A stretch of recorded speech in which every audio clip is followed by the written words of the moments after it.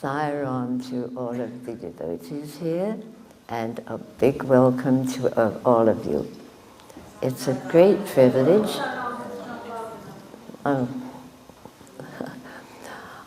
Well, I'm not sure I can shout.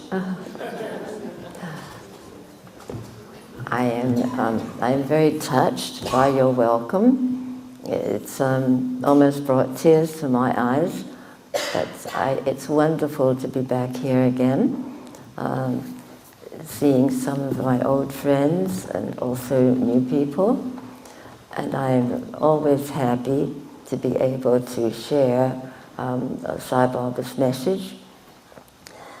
Now that he's no longer here in the physical form, having passed away this last year, I am being asked in many different countries to talk to the people, to the devotees who are very upset that he's no longer available in the physical form.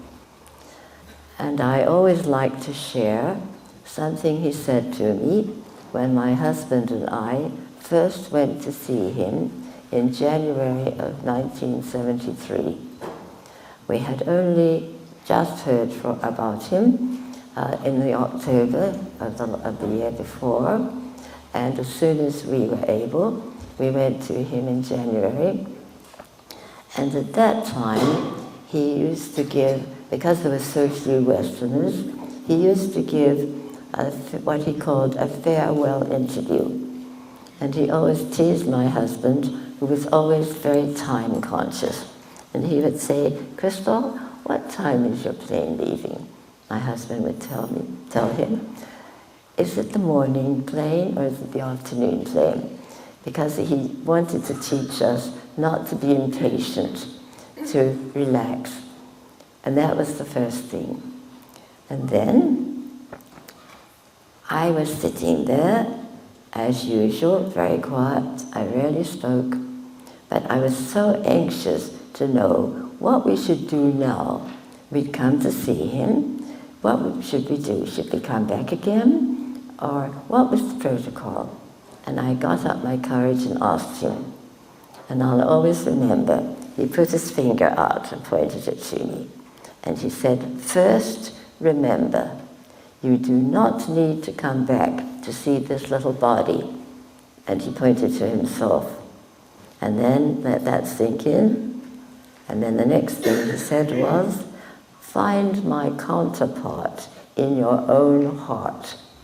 And I knew what he meant by that because of the work or the method that I had been using for about 25 years before I ever knew he was in the world. And I must confess that I'm a very slow learner. It was only this year that I understood what he meant.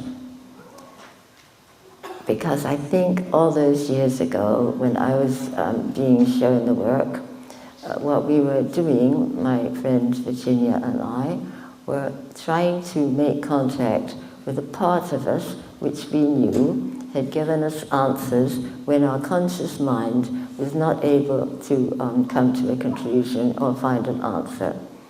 And now that I look at it, I realize that what we called the high C, standing for high consciousness, was exactly what Baba says we all have within us. We called it high consciousness, he calls it the God Self. So I now realize that he was teaching me from within myself, from the counterpart in my own heart, and that's why he said to me when he first caught sight of me, "So, long pause, you have come." I thought, well, yes, that's pretty obvious. And then, at last, and I never understood it, but now I'm beginning to understand that he was teaching me all these many years, even though I didn't know he existed. So back to the farewell. That was our first contact. Then at the farewell meeting, I got up enough courage to ask him, what do we do now?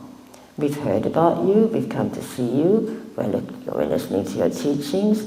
How do we proceed? And then he pointed his finger to me again. He said, you will come back, but not to see this little body. You have to find my counterpart in your heart. And of course I knew what that meant. And then he said, you will come back to be re-energized. And now people are getting very upset because he's not in the ashram in his physical form any longer. There's a samadhi, but that certainly is not where Baba is. Having left his physical form, he's now much, much, much more available. He's in every one of us, in everyone in the world. He's in the animals, the birds, trees, everywhere. And I'm sure many of you who have followed him have really beginning to realize that he's now free. He can now be everywhere. He's always told us that, but we haven't believed it. We've all been concentrating on his form, and it's really imprisoned him, or imprisoned us, that we thought we could only make contact when we were with him. And that's not true. So we have to make contact, as he has said, with his counterpart in our own heart. So we did have to go back many times to be re-energized, and we can still be re-energized, but we don't have to go to the ashram to do it. We can, and it's always very effective. I was there for the birthday because I was asked to speak at Ladies' Day, and I found the same thing. There is a wonderful energy still, but there's an energy here, right now, in this room, because we all have this high self or this God self. That's who we really are. And as Bob was saying, that is love. But we don't know how to love. We may think we do, but our kind of love is very constricted. We say we love, but we only love when the people that we're trying to love are doing what we want, or being the way we think they should be. It's not unconditional. There are always conditions, always strings attached. And so it's useless to have to tell people, just love. They don't know how. They don't know how. So it makes them very upset, very embarrassed, feeling very inadequate, feeling that they're failures. But we can access his love within us. And there are many different ways that we can do that. We can imagine him or remember him and just simply breathe in his love.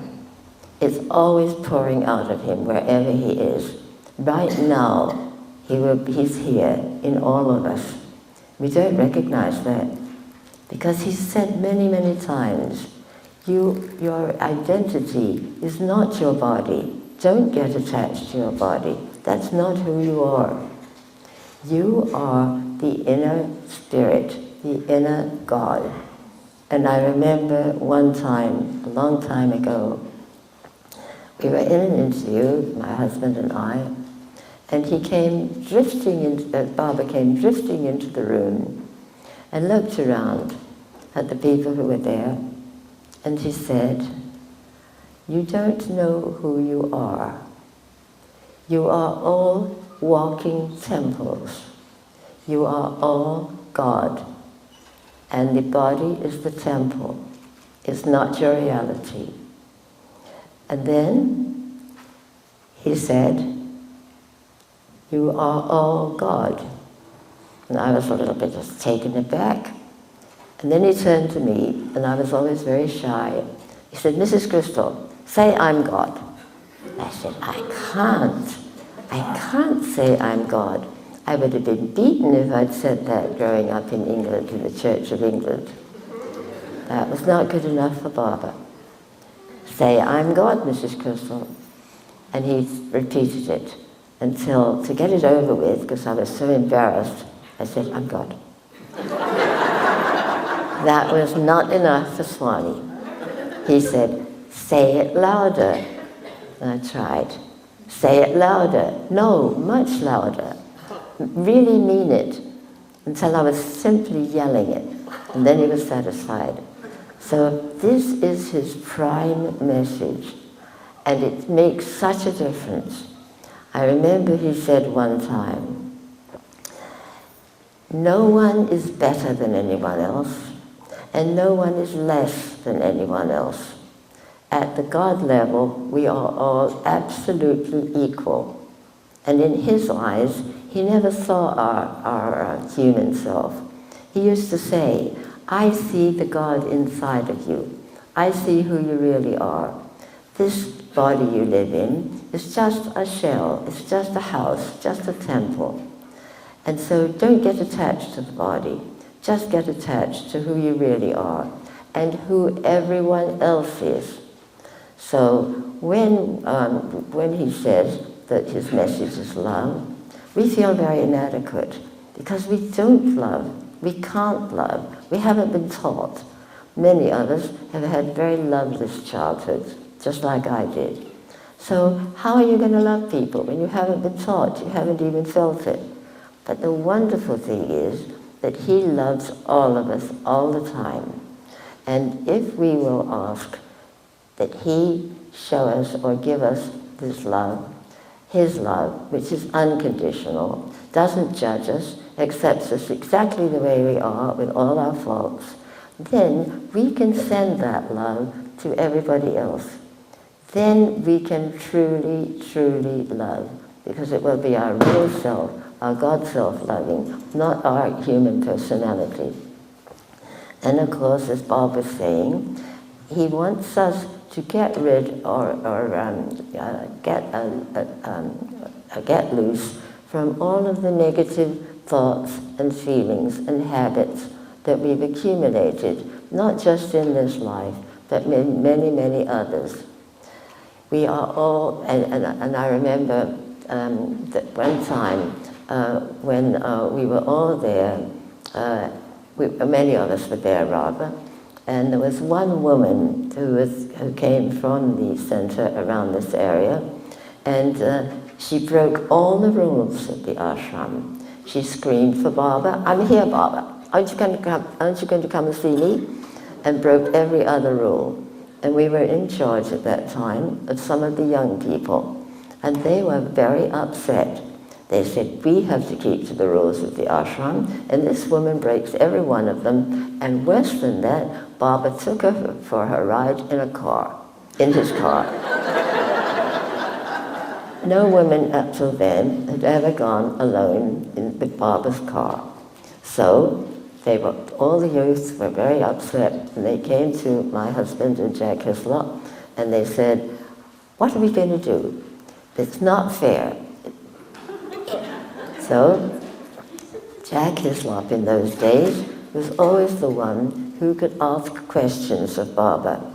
So we asked Jack if he would be willing, if he had a chance, to ask Baba why he did this, and why, because the young people were so upset. So Jack said, well, I'll certainly try if I'm given a chance.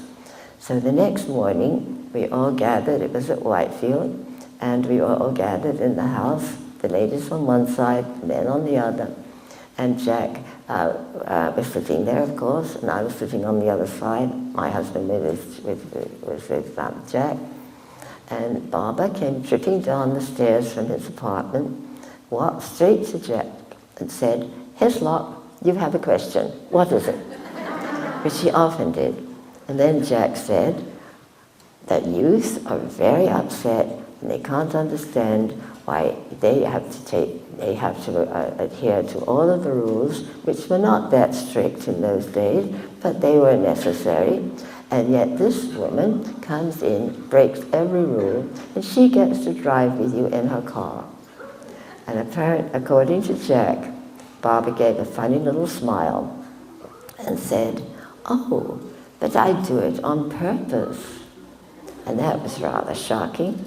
He said, you see, what I'm doing is stirring up within everyone the jealousy, the envy, the anger, the pride, the greed that none of these people think they have within them. We took this back to the young people and said, why don't you start just letting go of some of these very negative attributes that we all have, because we don't want to look at them most of the time. We are always pointing our finger to somebody else. Isn't he jealous? Isn't she greedy? Always it's somebody else instead of ourselves. And what we've been taught in the work I've been involved with is that nobody can change anyone else. It's impossible. And I always like to share the fact that many times young people will come to me who are going to be living together, or which is more common these days than marrying, and each one will come separately, and each one will say to me, I love him or her so much, but there's always a but, because nobody's perfect. And then they will go on, when we are living together, I would change him. It's impossible. Sometimes it looks like we've changed somebody, but it's not real. We can only change ourselves.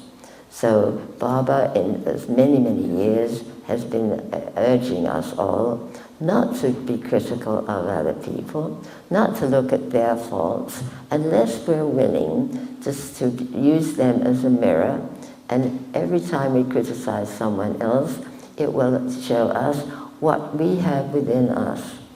So we have to really put his teachings into practice.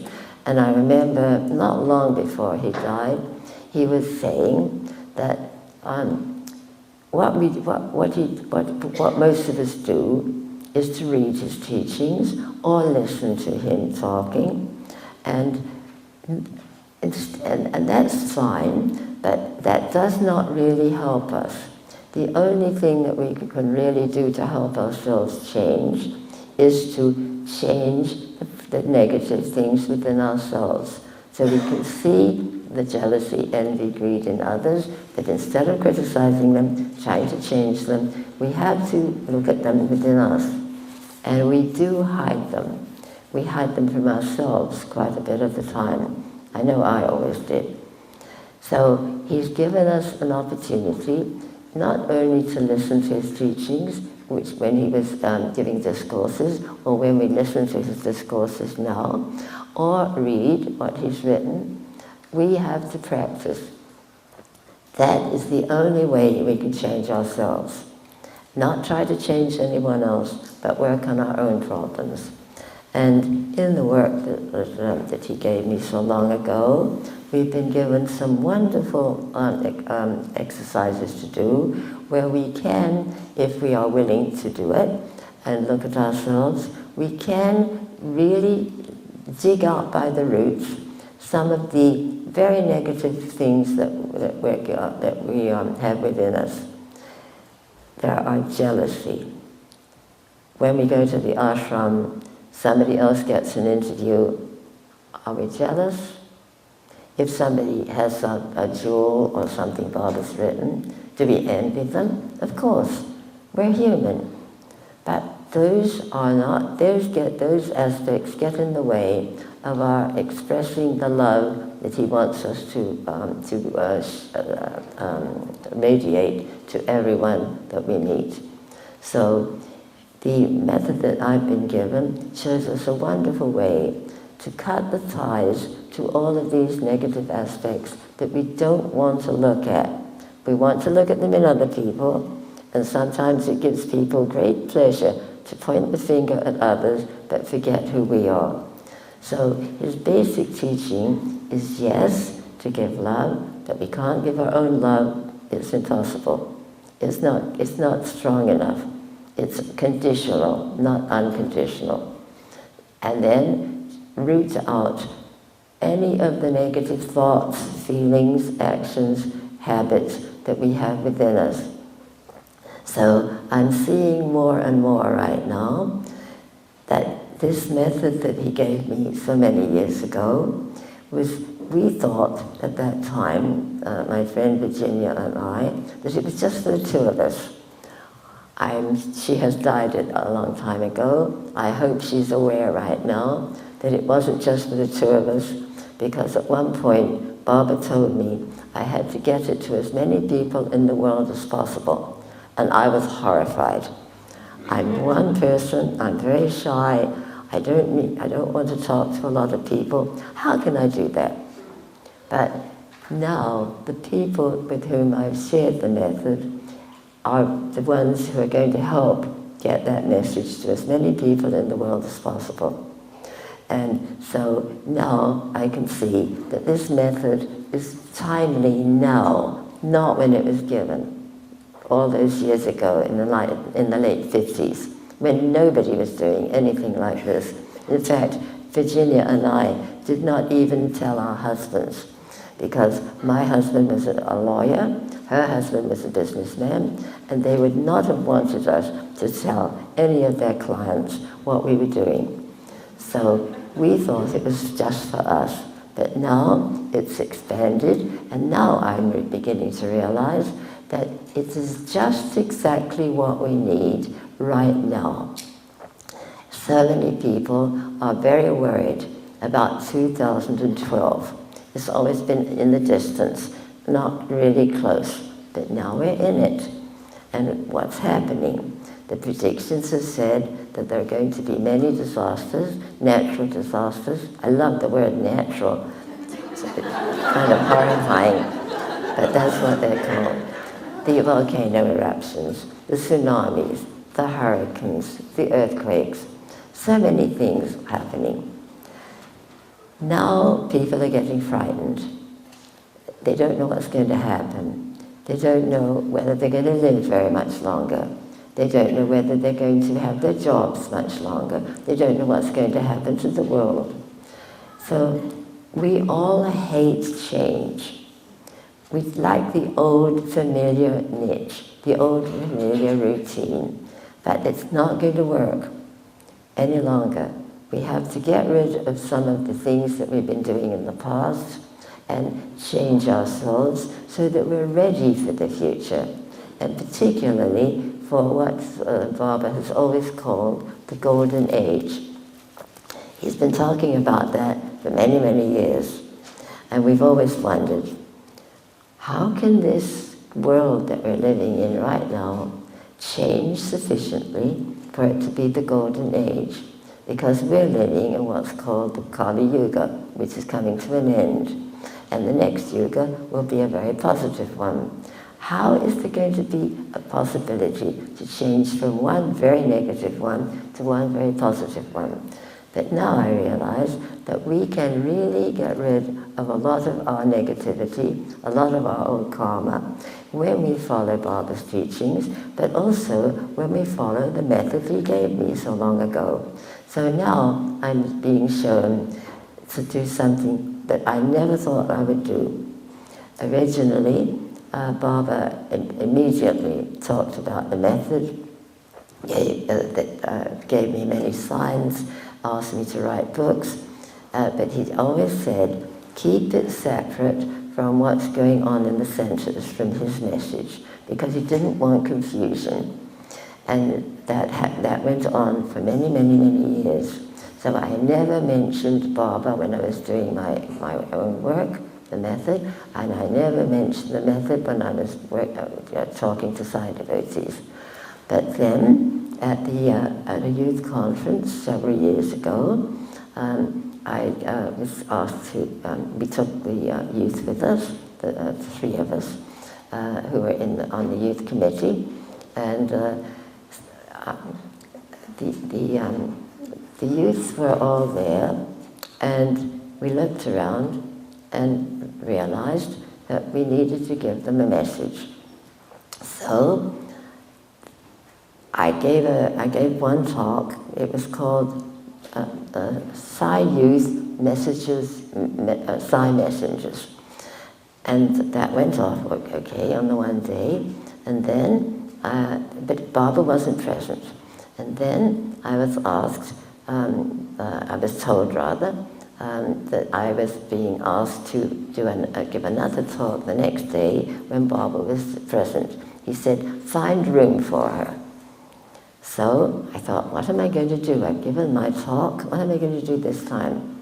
So I went to greet him, as we always do, and he spoke to me quite a long time, asking about the family and so forth. And then he said, and how long are you going to talk?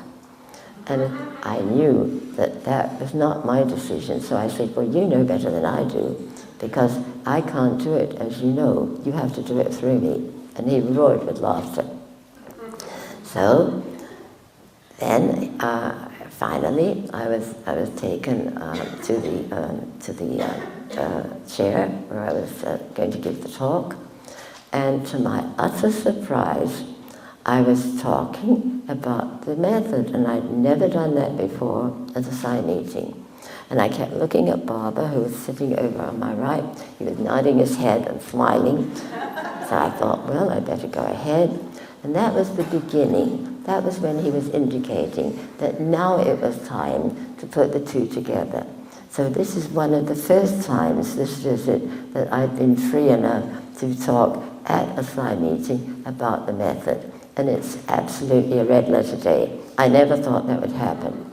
So now I realize that the method can help us with the future, because if we can get rid of all of the negative aspects, or as many as possible, from ourselves, and really practice his teachings, and really keep in touch with the Baba within, or the Spirit within, or the God Self within, who knows exactly why we're here, exactly what we need, and ask to be instruments of the Baba Self, we will always be at the right place and the right time, knowing exactly what to do. And this is people ask me, what's your secret? I'm going to be 98 in May. I'm not in very good health, as you can see. What is your secret? The secret is that I've said to Baba, I will be your instrument, but there was another but there. My but was, but don't ever, ever, ever ask me to talk to a lot of people. And so you see what happens. So it was very obvious that we don't get to decide how we can be his instruments. He decides. And very often it's something we don't want to do. And that was certainly true of me.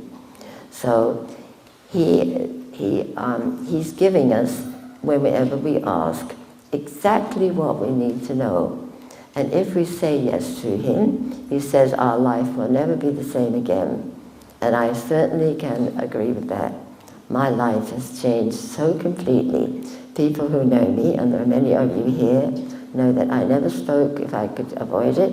I was always in the background, always hiding behind my husband. And Baba was not at all happy with that. So when we were in an interview, he would frequently call on me, put the spotlight on me, knowing how much I hated it. And I remember one time, we had been invited to go back in the evening at Whitefield, and it so happened that that his house, the house was being redecorated. So all of the pictures, all of his photographs were taken away, and the boys and the college students, both boys and only boys at that time, were there to help put the pictures back. And so when we got there, my husband and I discovered that there was not any other woman there at all. I was the only woman. Now it's quite usual, or almost necessary, for the ladies to be on one side and the men on the other, just as Bob was explaining. So I thought to myself, where am I going to be? Where on earth can I sit? They're all men. There's no women's section. Baba came up to me with a big grin on his face. He loved to tease me because I was extremely serious. And he said, "Come, Mrs. Krystal," and took my hand, led me to the front of the room, made a huge circle with his hand, and said, "Ladies section." This gives such a wonderful insight into Sai Baba. Everyone is so in awe of him, but he doesn't like that. He wants us to be joyful. And I remember not very long ago, he looked around at everybody and who were very serious, thinking that to be spiritual you had to be horribly serious with a long face. And he looked around and he said, "Why are there so many vinegar faces?" And this brings me to another point that he's emphasized so often. To be spiritual, which I hate the word, I think I'm allergic to it, because so many people say, "Oh, I'm so spiritual." And then you see their life, you see the way they live, which is not spiritual at all. And I sometimes want to turn them around and see if their wings have started to grow. So he doesn't like people to be serious. He's always saying all the time, "Be happy, be happy." And he says he's always happy. And so we need to really copy his example. He's an example for all of us. He represents the God self that we all are. And he says very frequently, "I say I'm God," but finish the quotation, "All of you also are God," but you don't recognize it. You think you're the body, you think you're the mind, you feel very conceited if you're brilliant, but that's not what it takes. It has to be heart and head. And I remember one time I was there, and he looked at me and asked if I had a question. And I said, "Oh, yes, I did. I wanted to know. I wanted to answer." And then he asked me a question, and I said, "Oh, tell me to do something." That's right. And I said, "Oh, Baba, I would never be able to do that in the organization." And he was very, very strict, in fact, angry. And he said, "Don't consider your connection with the organization. That's fine for discipline. That's fine to get people to understand my message, but it's got to be heart to heart with Swami." And that is another of the very important messages. And as Bob was saying, don't let or maybe it was the reading that Rita gave, don't worry about what other people say. It doesn't matter. Who are they to criticize? We have to have our contact just with Baba, not let other people control us, but only keep constantly saying, "I will be your instrument," and with no buts, because he decides how he wants to use us, and it's always for our best. So when we are contemplating what's going to happen in this, I would say, infamous 2012, we don't really have to worry. If we really do take Baba's teachings into practice, we will know where we're supposed to be. We will be at the right place at the right time, with the right people, with a message of hope to everyone. And I always like to say that one of my favorite things to do is to work with singly with people, single sessions, and when they come in to see me, they're very upset, they're very depressed, they're very unhappy. And then at the end, when they've really made their contact with their inner Baba, they go out smiling. And that is such an incredible gift. People tease me about how I go around the world at my ancient age and give single seminars, but it's such a privilege. And for all of you who've retired, please get some something to do, some sort of saving. If you have been in a profession, then offer to teach young students what you have learned. Share. Don't just sit at home and watch television. That's not the way you should end your life. It's a very big advantage when you're not working any longer to be more of an instrument than ever of Baba. And I suppose many people say I'm a role model. I say no, I'm afraid I'm a threat.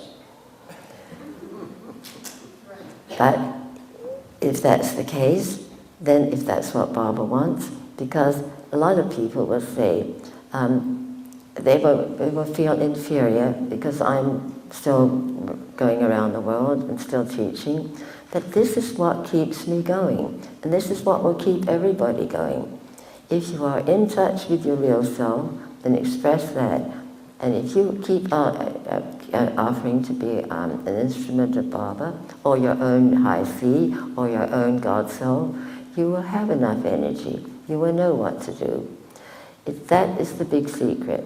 I could no more be sitting here talking to you if I had to do it.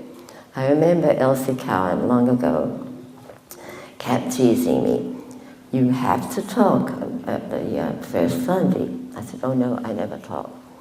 And finally, after my younger daughter was killed in an auto accident, and I gave the funeral service, Elsie came striding up to me. And a lot of you have known Elsie, and many of you have heard about her. And she was a very strong lady. And she said, no more nonsense, Phyllis. You've given this service, now you're going to talk. I said, but Elsie, I can't. But that's not true. Whatever you think about yourself is limiting. If you will just remember who you are, that you are God, as Baba keeps saying, then you can ask to be his instrument, and then you will have as much energy as you need. And you will know just what to do, not from your own mind, not what you decide to do, but just say, yes, I'm your instrument, use me in whatever way you wish. And it's not your decision. Not every one of you will be asked to talk, so don't get scared. He will show you how he wants to use you. And this is the secret that he was trying to teach us for all these many years. So instead of mourning his leaving us, or blaming him for leaving us, as so many people do, we have to really be his pioneers, his emissaries, and take his teachings everywhere in the world, but not forcing it. I remember when we first went to Baba, I went through what I now call the champagne period. I was so enthralled, I was so excited, I was so fascinated with his teachings that I wanted to tell everybody I knew. It was an absolute disaster. Nobody wanted to listen. So don't try to proselytize, don't try to force people. Just offer what you've learned and then leave it. I very often say, if people ask you about your relationship with Sai Baba, just tell them a few small things and then watch. If they fidget, if their eyes are not focused any longer, stop. That means they're not ready.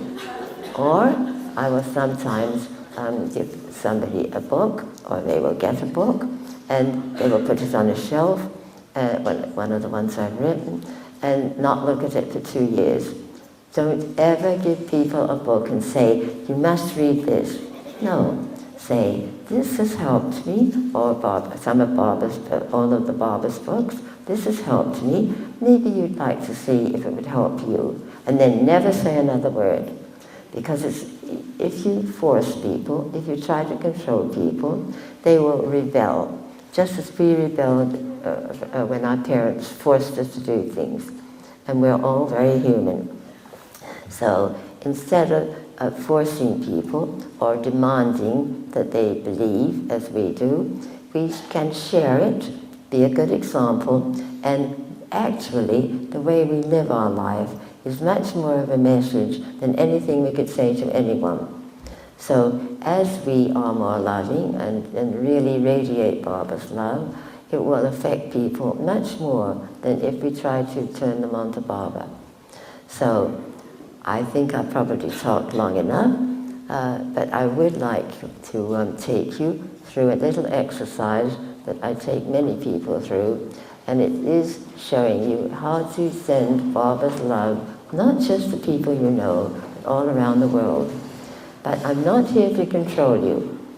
You are completely free to participate in this exercise or not, however you wish. You have to uncross your legs if they're crossed, because if you cross your legs one over the other, if you're sitting in a chair, it will cut off the energy. And we're going to ask for many different kinds of energy, including the love, which is an energy. And then, whenever you're going to ask for something, you usually hold out your hands. So you can just let them lie just quietly in your lap. And then, imagine or remember how Baba looked. Or look at his photograph. And then imagine that you are connecting between your heart and his heart with a ribbon, a wire, a light, whatever comes to you, so that you're making a contact, as you told me, between our two hearts.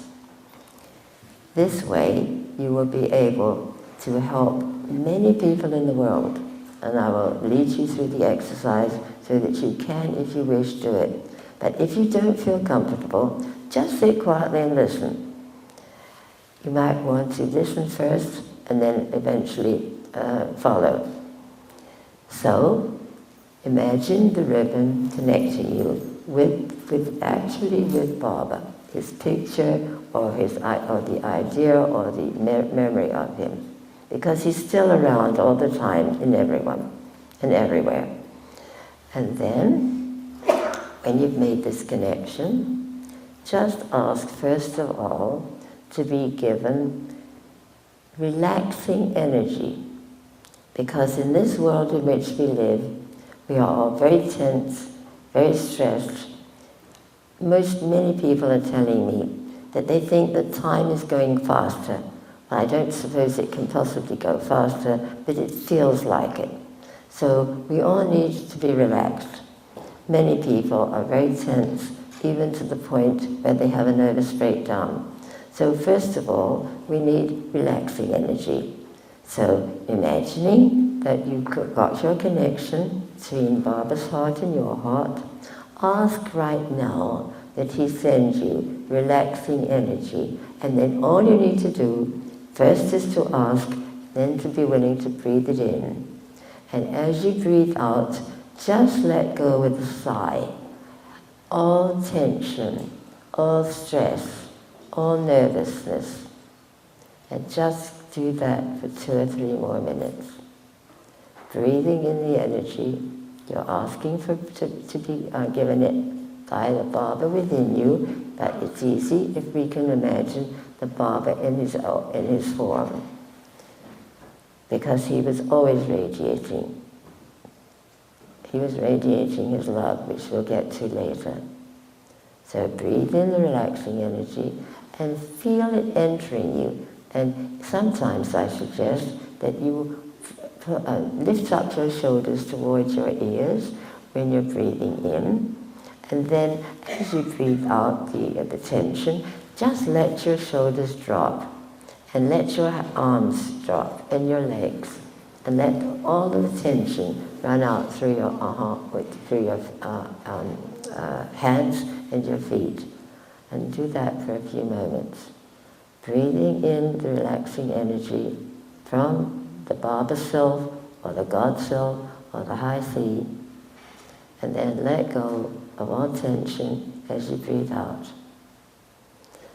And then next, we ask for healing energy. And it's not only physical healing. We all need healing. It can be physical, it can be emotional, it can be psychological, it can be spiritual. But we do need to be healed, all of us.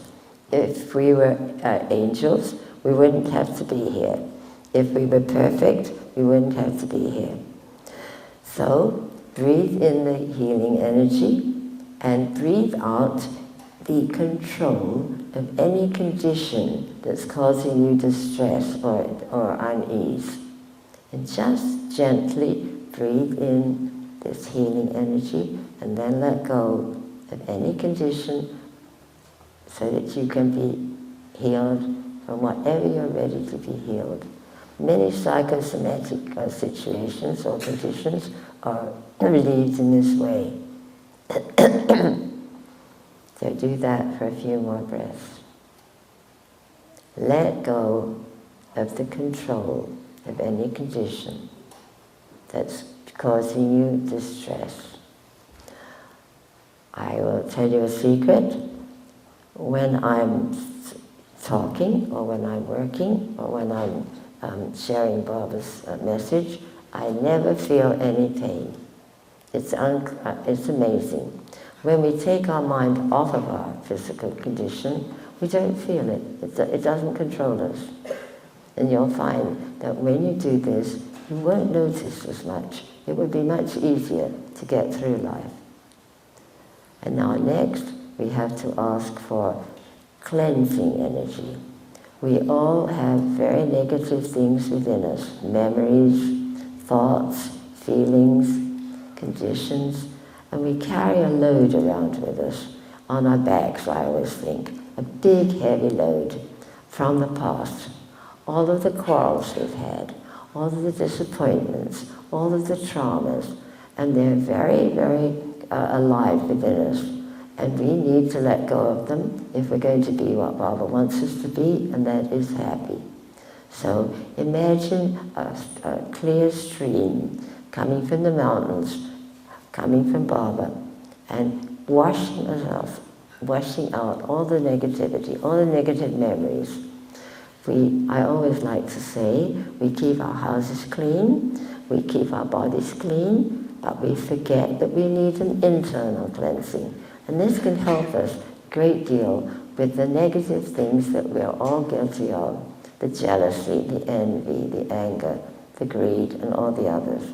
So breathe in the cleansing energy, let go of any negative memories we have, negative traumas, losses, disappointments.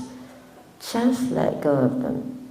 We cannot do anything about them directly. We cannot do anything about the future directly. But as we live each day as an instrument of the God Self, each day will be like a stepping stone into the future and will bring about a much better future for all of us. So just let go right now as you breathe out all of the old memories that were negative, disappointments, hurts, operations, abandonments, rejection. Let go of them, because there's no point in continuing to carry them with us. So just breathe in the cleansing energy. See what comes to your mind. Did you have a quarrel with somebody long ago and you haven't spoken to him or her ever since? Did you have a loss and you're still mourning? Did you have an operation and you're still remembering, still talking about it? Just let go and you'll feel so much lighter, so much happier. So one more deep breath. Breathing in the cleansing energy that we all need if we're very honest with ourselves, and then let go of all of the negativity that we have stored within us in our memory. One more deep breath. And now we have to ask for strengthening energy, because many, many, many people keep saying they're tired. We're all getting much more tired in the world. Much more is expected of us. Longer hours, harder work. tension, having to go too fast. So many of us will be tired all the time, exhausted, and there are many people who say they've burned out. But we don't need to have that. If we will ask for the energy from the high sea, or the Baba self, or the God self, we will have as much energy as we need all day long as we are continuing to be the instrument of our real self, the Baba self, the God self, the high sea.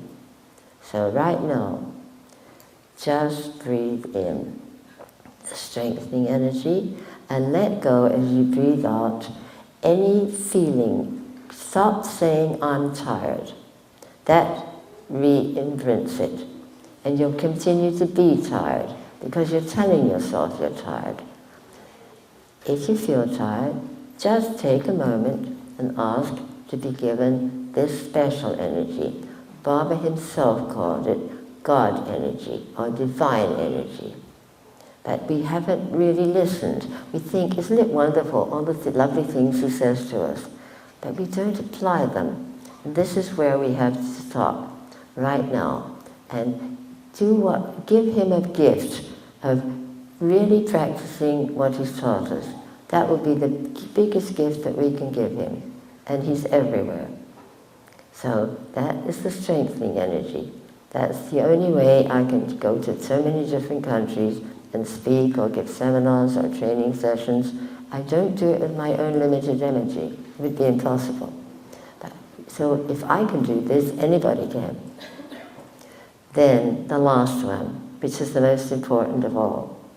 Ask him to give you his unconditional love.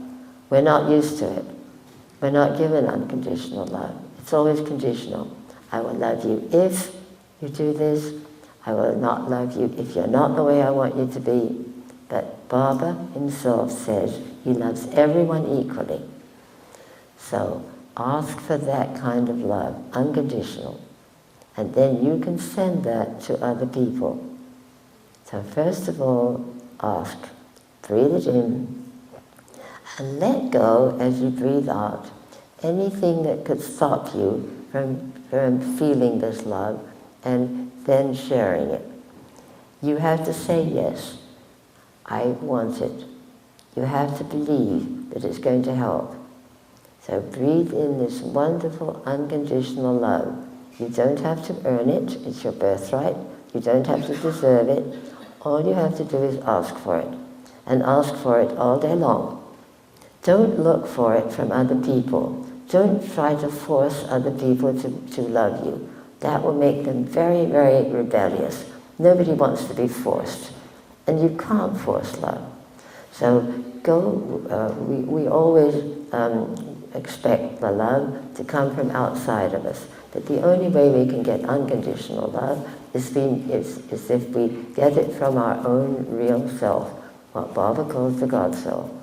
So right now, ask for unconditional love to flow to you as you're willing to breathe it in. And as you breathe out, let go of anything at all that could stop you from receiving it. And there are many things. A low self-image? No. Baba says we're all equal. I remember a poem that came to me long ago. I'm not a poet, but Baba sent me several poems. And this one began, I love you. It was like Baba was speaking. I love you all, every single one, for deep within I see, beneath the ego layers, your true divinity. And that's what Baba does. He sees the real self. He sees what we call the high self or the God self. So breathe in this love. You don't have to deserve it. You can be just as negative as you want. He's not going to keep the love from you. But we do have to ask. So breathe it in now, and now let go of any feeling of so many of us have a low self-image. We've been brought up that we weren't very worthy. But that's not what Baba says. So breathe in the love and let go of the idea that you're not worthy. If you feel you've been guilty, it doesn't matter. He accepts you right the way you are, because he can see below the surface who you really are, not the role you're playing as this person or that person. So really feel it coming inside and filling all the empty spaces so many people have within them. Fill yourself with his love. Feel it streaming in. If you will ask, it will never be given you without your asking. It will not be forced upon you. The God Self never forces any more than Baba ever did. You have to ask. So now ask for the love if you're ready, and then feel it coming inside of you, accepting you just the way you are, with all your faults, all your weaknesses. And really take several breaths right now, breathing it in. And now we have to give it away. We have to share it. If we keep it inside just for ourselves, it will not be beneficial. It will go stale. Because when we keep something for too long and don't share it, it loses its value. So we have to share it. So the first thing I always suggest is that you ask the High C or Baba or the God Soul to bring to your mind people you know personally. That might be your relatives, your family members, definitely your partner, your children, neighbors, co-workers, friends, relatives, people who serve you. Think of all the people you know personally, maybe not very well, but you have contact with them. And then, when these people have come to your mind, instead of putting your hands in a little bowl, you need to put them in the Namaste Mudra, and just think of the person who's come to your mind. If you can visualize the person, fine. And just point your fingers and let the love flow through your fingers from the Baba Self to the person. And please include people with whom you have a very difficult relationship. People who don't like you or that you don't like. Because if you will send this love from Baba to them, the relationship will change. You will never know why or who you've affected, and they won't know why they're changing. So I'll be quiet for a few moments while you just send this love from your Baba Self to each of the people who's come in your mind, whom you know.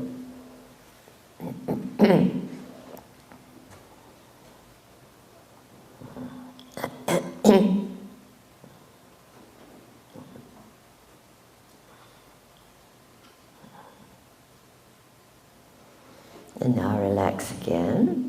And this time it's going to be a little bit different. We all know that there are groups of people scattered around the world who are all together in one place.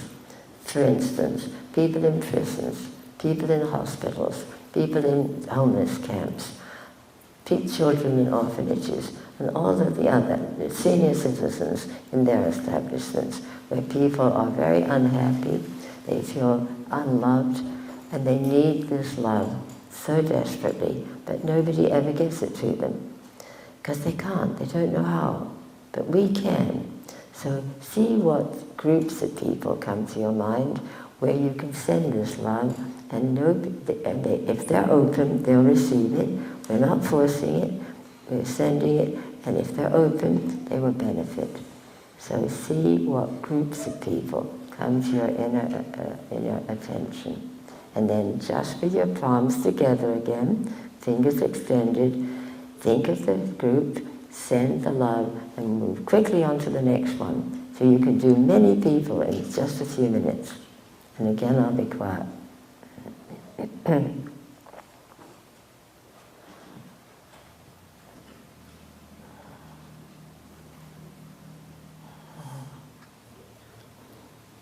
Okay, you can always repeat this when you get home. So now we'll move on to the next piece.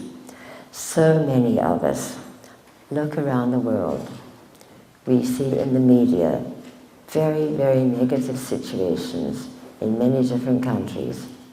We are being bombarded with negative news. And we feel so helpless, most of us. What can we do? We're just one person. We can't change the world. But when many, many people are willing to do this simple little exercise, the world will begin to change, because the world is completely loveless. As Baba said so often, everyone is greedy. There's too much greed. Everyone is selfish. They only want what they want. That's what he's trying to teach us. Not to be selfish, not to do what we want, but be willing to share. And he always often says, don't operate, cooperate. In other words, work together. So we can all work together, we can all cooperate, because wherever I've taught this method or this exercise, many people have decided to practice it on a regular basis, and many of them are all deciding to get together, even though they're separated physically. They can get together at a certain time every day and send this love to every part of the world where there are problems, where there's war, where there's starvation, where there's sickness, where there's terrorism, and particularly to the dictators or the leaders of the different areas, because if they felt loved, they would be much more likely to be compassionate to the people under their control. So see what scenes you've seen on your television or in your computer or in the newspaper. Unfortunately, the media stresses the negative things that are going on, very rarely the positive ones. So we need to antidote that. We need to bring about a better balance. So see what parts of the world that are coming to you, and you can stop feeling so helpless to make a difference in the world, as each one of you, multiplied by thousands, starts to use this simple little method of really radiating Baba's love, or the God Self love, all over the world. See where you're supposed to go. Look at a map in your imagination, or a globe, or think wherever you've been shown that very negative conditions are in operation, and where some of the leaders are keeping their people under such intense control. Think of all the people, and then again, breathe in Baba's love, or that love from the God Soul, which we all have within us, when we are willing to call on our real self and not try with our personal self to send the love. And then put your fingers together, point them to each area in the world, and you will not feel so helpless. This is the most effective seva you can give. You can do it anytime you have a few minutes to spare. You can do it if you're bedridden, or if you never go out. There's no excuse. You just decide, do I want to be part of the cure of the world situation, or do I want to be part of the problem? It's a decision we can all make right now, and not feel so helpless. So see what part of the world comes to your mind. Point your fingers to each one. Breathe in the love from the God Self, from the Baba Self, from the I-See, and then just point your fingers in your imagination to Africa, to Egypt, to England, to the US, to various countries all around the world, wherever you're prompted to send it. And you will make a difference. Wherever anyone is open to receive it, they will. It's not up to you. Nobody will know where the love came from.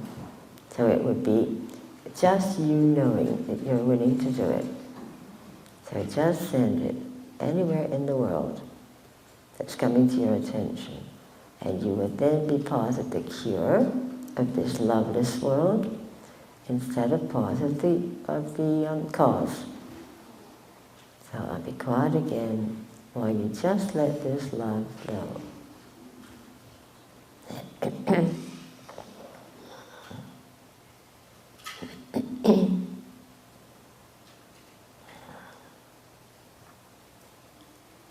And now I always like to end it with something that my little granddaughter taught us many years ago, even though she didn't know she was teaching us anything. When she was between 2 and 3, she had a delightful little thing she did. When she was very happy, she used to put her arms around herself, jump up and down, and say, "I'm so happy, I love me." And we need to love ourselves. That was what Bob was referring to when he was introducing. We don't love ourselves enough. And if we can't love ourselves, we can't love anybody else. So, again, ask for the love from Baba's love, or the High Sea love, or the God Self love, and then just quietly, and breathe in, and then just quietly inside your head say, but really mean it, I love me, because that's the beginning. When you begin to love yourself, you can certainly be willing to get rid of some of the negative things, the negative habits that we all have. So just quietly, I love me. And now, all of you, say it out loud, really meaning it. I love me. That was better than some groups, but not very convincing. So say it once more, much louder, but mean it. I love me. That's better. Now, once more, really meaning it. All right, I love me. That's much better. Okay, now there's one more thing I would like to share with you, and that is another symbol that was given to us in the method that Baba gave me so long ago, and that is the symbol called the hourglass. And this also can help us to bring about changes in ourselves and in the world. The hourglass, as you know, is a cone, like an ice cream cone at the bottom, and an inverted cone up above it, coming together at what we call the neck of the hourglass. And of course, in the regular hourglass, the sand from the top runs down through the neck. We've been shown that we can use this in a very effective way to ask for what the Baba Self or the God Self knows would be good for us. So we set up our hourglass by first of all imagining or visualizing a gold circle all around us on the floor at arm's length with fingers extended. I'm having to show you at my shoulder level, but it's on the floor and it's a gold circle.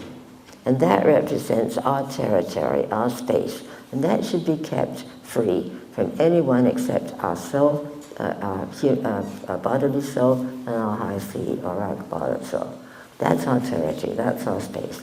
Now, imagine you're bringing the sides up to form a cone, like an American Indian teepee or an ice cream cone. And then up above that, an inverted cone with the points together, and where the points come together, you can think of your God Self. But the upper part of the cone is completely open. So, what we can all do, personally and for the world situation, is to speak to the Baba within, our high sea, and say, bring me from anywhere in the universe what you know I need. You can do this for anything in the world. If you are having to find a new job, just do the hourglass and ask that the Baba Self bring you the job that you know that it knows would be good for you. If you need anything at all, this hourglass is absolutely magical. It doesn't always happen at once that you get something, but it always works in the long run. That's the personal one.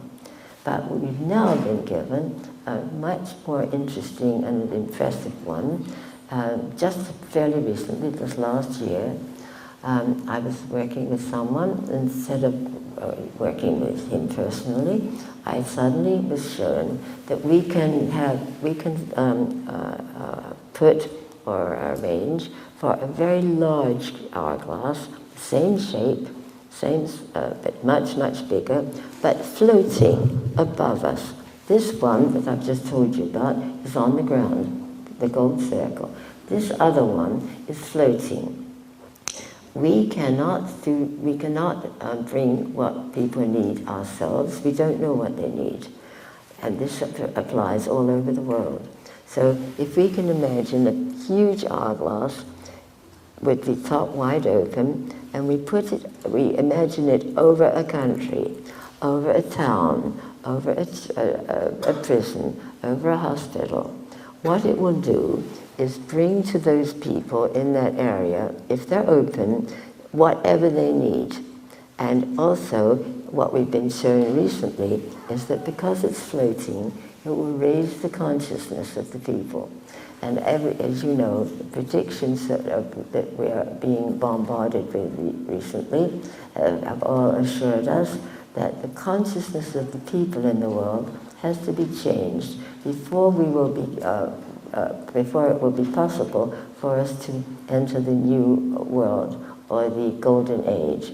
So this huge hourglass that we can put over countries or any institutions will not only bring the people underneath it or over which we have imagined it, but it will also raise their consciousness if they're ready. There's no control, doesn't force anything. If you're ready, you'll receive it. So right now, why don't we put a big, big hourglass up over this building where all of us are assembled. Here we are, a big round circle, like the one we had around, but up above, up in the air, and then bring it up to a cone, and then we would think of the neck of the hourglass, where all of our high seas are one, because they are all one, and then the other one up above. And let's ask right now for whatever our multiple high sea knows what each one of us needs, to come down to all of us right now. You don't decide what you need.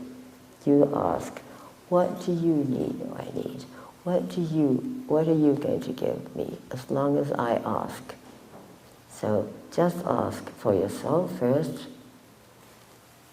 then for the group here, and then you can put these same big hourglasses that are floating up over any part of the world, and you can ask for whatever these people underneath this hourglass need, and it will also give them a chance to have their consciousness raised if they're ready and willing. And many people in many countries now are using this also, and it's become very, very effective.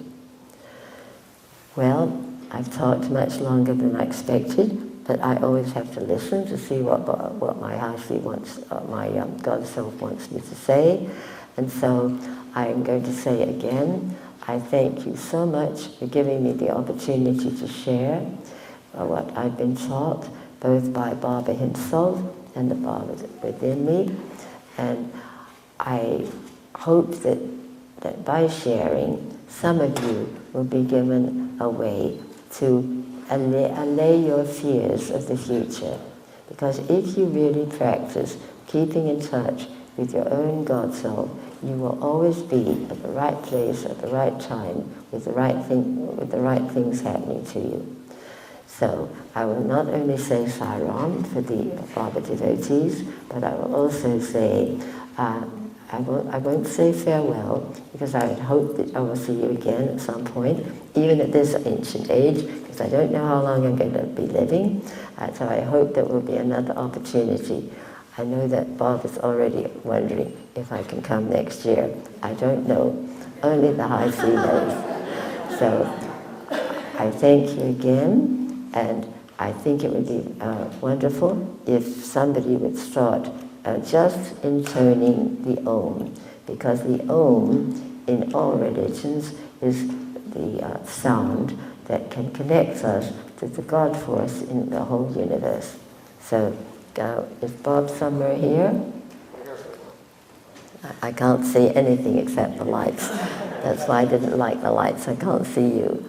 So, can you start, or if not Bob, then maybe Leslie or Bruce, and start 3 Oms, because that will connect all of us to the God force that we have within us.